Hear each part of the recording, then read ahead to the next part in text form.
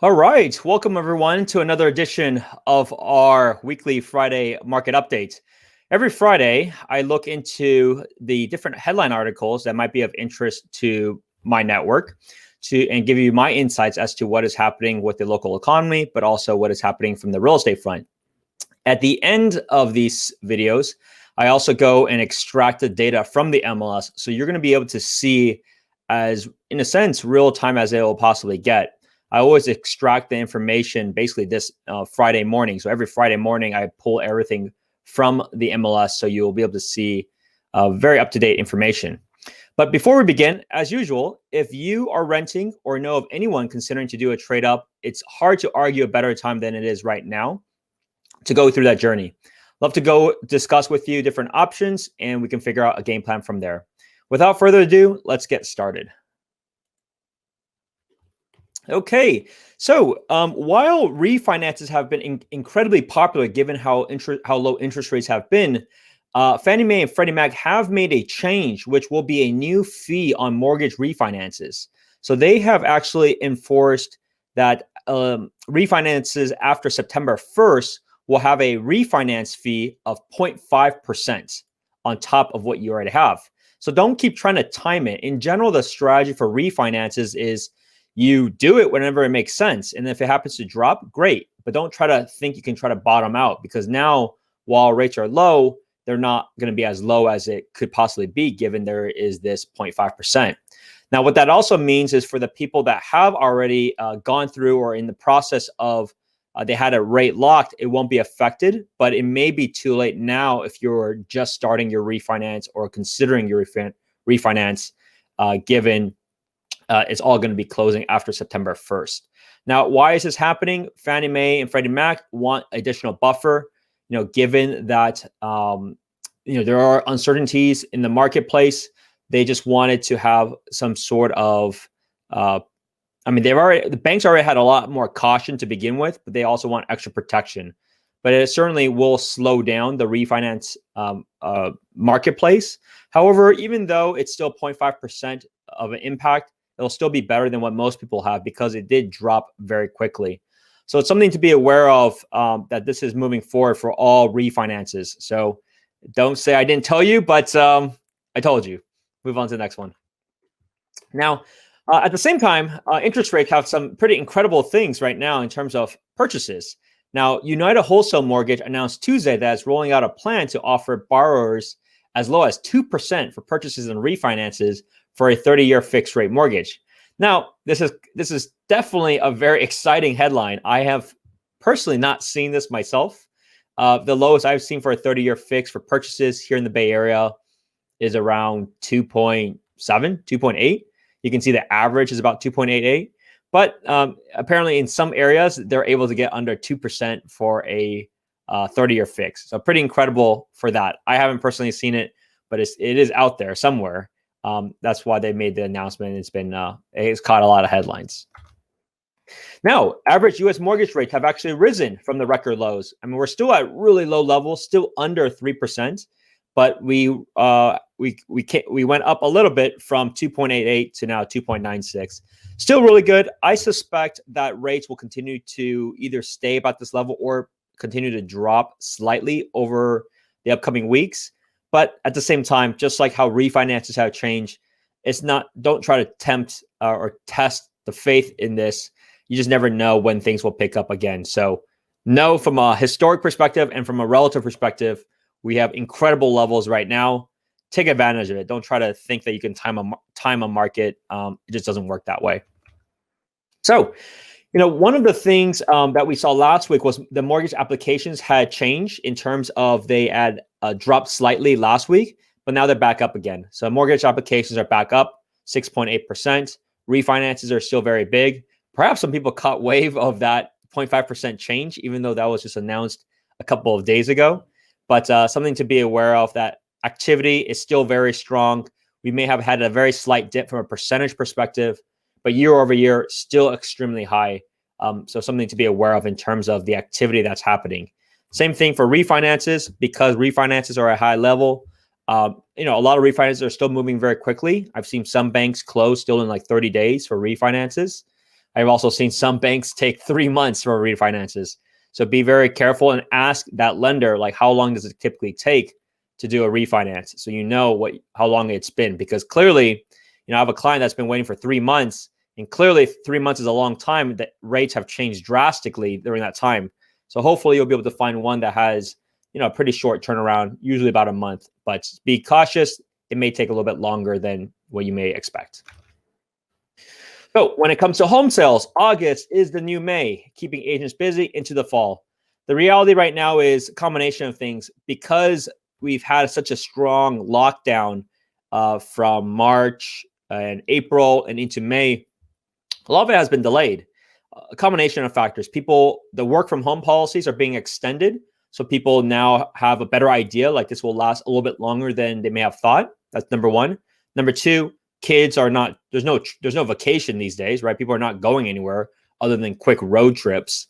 So that's another big factor where people are still around and are able to shop. But there's also this big pent up demand where a lot of people have not done anything for the couple of months. Things seem to have stabilized. Interest rates have dropped to crazy record low levels. So August is certainly as busy as I have seen. Last month, if you may have saw, I had a record month myself. I did 9.6 million in pending and closed. And this month should be very similar. So it's extremely busy out there. Things move very quickly. You'll see through the market data report that most prices are at record highs. So it's certainly very busy. So just keep that in mind.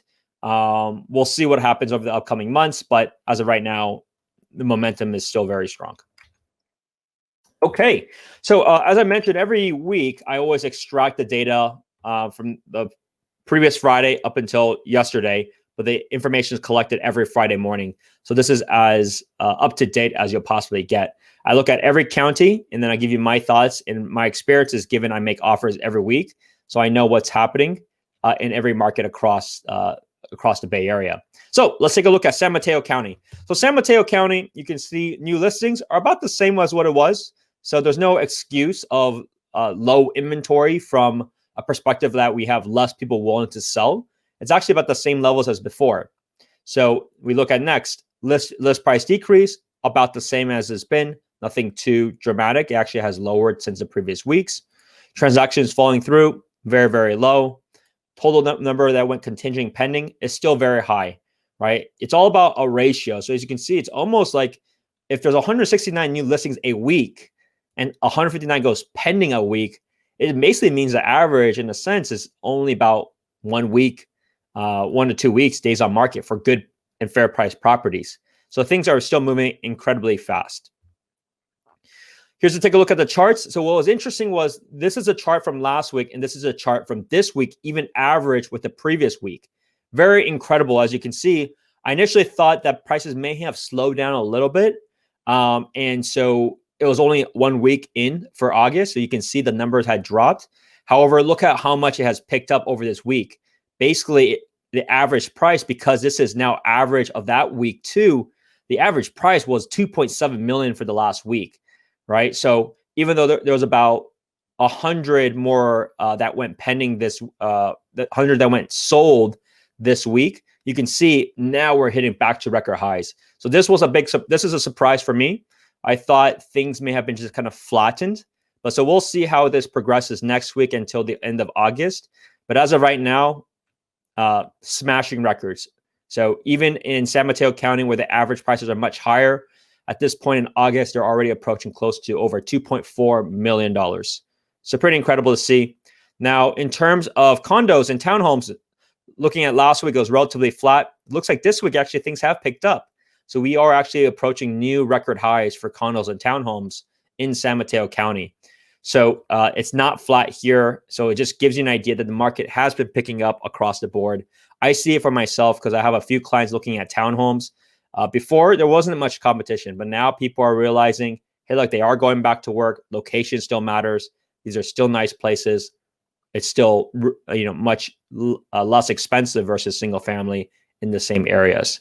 So that is San Mateo County. Santa Clara County. So Santa Clara County still very strong. New listings 398 a week, which is very similar to even pre-shelter levels. 401 went contingent pending. So it's actually more that's pending and contingent a week than there are new listings.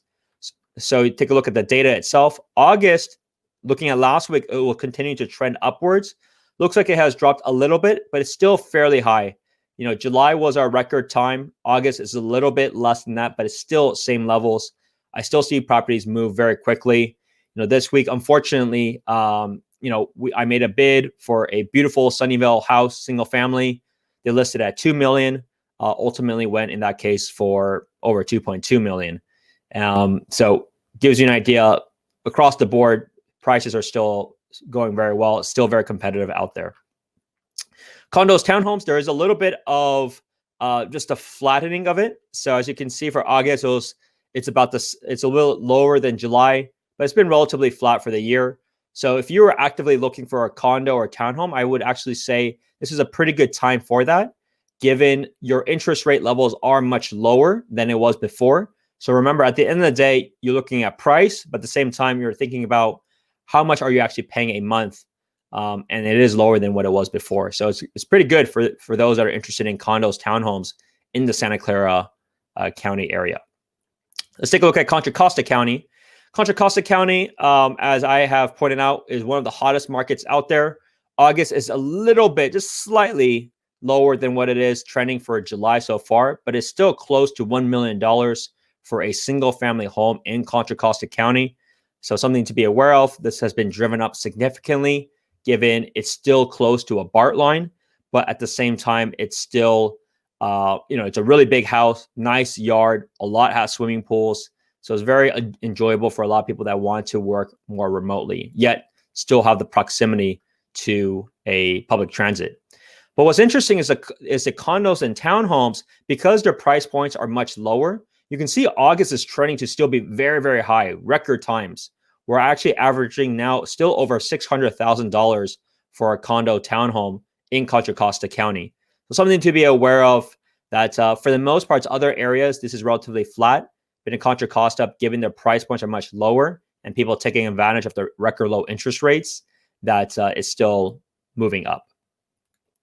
Let's take a look at Alameda County. Alameda County is about the same as it was last week. August currently right now are at record highs, getting close to, we're about 1.15, getting close to that level in terms of single family. It's very similar to what it was last week, but it's still trending upwards. Condos, townhomes, in this case, relatively flat across. Marin County. So Marin County, August continues to trend upwards. August right now are record highs. We are significantly higher than it was same time last year. This is the highest it's been. You can see what's interesting though is the number that is sold is much less than before. In July, just a crazy high number, much higher than usual, which has snatched up a lot of inventory. So I suspect the biggest problem right now in Marin County is that there's just not many properties to be sold when I look at this data, because prices are being reflected of it. So there's a lot of competition, but not enough inventory for people to even be able to make a bid on. So that provides a lot of upward pressure for those that own houses in Marin County. So it's a really good time for you guys to consider to sell if you're planning to sell even within the next 1 or 2 years. Now, I looked at San Francisco. So San Francisco is interesting for sure. There's always been a lot of news in terms of people thinking that there's this mass exodus from San Francisco. And there certainly is some pressures there. But you took a look at single family houses. So the amount that has been sold in August so far is not much. So we have 81 that have sold in August, which is much lower than it was in the previous 2 months. So hopefully things will pick up. The average prices, though, are still pretty strong, right? Average price for single family in San Francisco is at $2.1 million. So still very high. Average price per square foot, over $1,000 per square foot. Condos, you may have thought there was a weakness, but you can actually see over the months, June, July, August, we're about 1.4 million for an average condo, which is still at 1,100 per square foot. You can see the March, April, May figures were actually much lower. So there is not much distress. There are more options for people to choose from, but price-wise, it's actually still going up. So something to be aware of, just really understanding what is actually happening in the marketplace as we speak. Well, I hope this was helpful. And of course, as I mentioned, if you have any questions or if there's any particular articles or topics that you want me to cover, feel free to reach out. I always reply to every single comment that comes by. It means a lot to me for you to be able to tune into my show, whether it's on my podcast, whether it's on Facebook or LinkedIn Live right now, or also on YouTube. So I always want to give back as much as I can. And of course, if you have any questions about the local market or you want to begin the possible discussion of home buying or home selling, I mean, it's fantastic either way. As you can see, it just depends on your time horizon. It's really interesting. And as you can see, the market is clearly moving very quickly because of that. Any questions, let me know. I hope you're going to have a great weekend, and I'll see you at the next one. Bye now. Thanks for making it to the very end of my YouTube video. If you like the content, please hit that subscribe button. Make sure you hit that little bell as well, since it'll give you notifications of when my next episode is. If you know of anyone that is considering to buy or sell a home here in the Bay Area, I'm never too busy to help more people. Always welcome to have a conversation, regardless if you're ready to go right now or if you wanted to buy 5 years later. Click on that calendar link, and then you'll be able to book an appointment with me and love to have a conversation about your situation. In the meantime, I also do have a monthly newsletter, so feel free to hit that link below, and then you'll be able to get my updates, personal updates that I write once a month in terms of what is going on with the market and some of my latest activities. Hope to see you at the next one. Thank you.